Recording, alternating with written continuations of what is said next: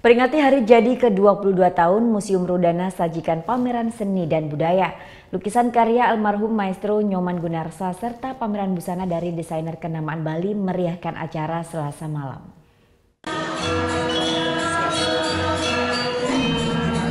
Bertajuk perpaduan kemuliaan seni masa lalu dengan seni kekinian, perayaan hari jadi Museum Rudana ke-22 tahun sukses digelar Selasa malam.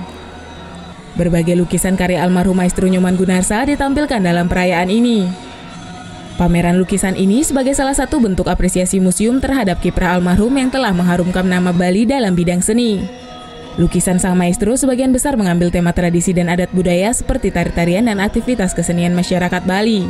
Selama ini, hasil karya lukisan almarhum Maestro Nyoman Gunarsa dikenal sangat memegang teguh prinsip idealisme sehingga penikmat lukisan dilarang keras merekam dan mengambil foto lukisan. Namun, dalam pameran ini pengunjung dibebaskan merekam ataupun bersuah foto dengan lukisan serta dapat mengunggahnya ke media sosial dengan hashtag Rudana22. Hal ini bertujuan untuk lebih mendekatkan museum kepada masyarakat terutama generasi milenial. Dan bahkan saya lihat hampir setengah juga anak-anak muda yang hadir, dan mereka adalah anak-anak zaman now, istilah sekarang, yaitu kalangan kaum millennials. Yang tentu peran museum harus kita bangkitkan lagi di dunia maya, di internet, untuk bisa menghadirkan. Karena kesempatan sekarang tidak hanya kita berbisnis dengan cara offline, tapi semangat online juga harus bisa kita tingkatkan dalam arti untuk digital entrepreneurship. Pameran lukisan ini pun mendapat apresiasi positif dari pemerintah Provinsi Bali. Karena ini karya, kalau diuangkan kita tidak tahu berapa. Seorang yang mendirikan museum adalah orang yang tidak menghitung materi.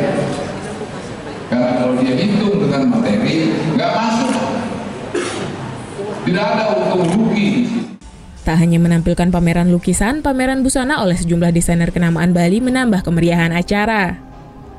Menariknya, peragaan busana digelar di dalam museum bersanding dengan pameran lukisan. Museum Rudana juga memberikan penghargaan Satria Seni bagi seniman Bali serta berbagai hiburan budaya. Tim Liputan melaporkan untuk NET.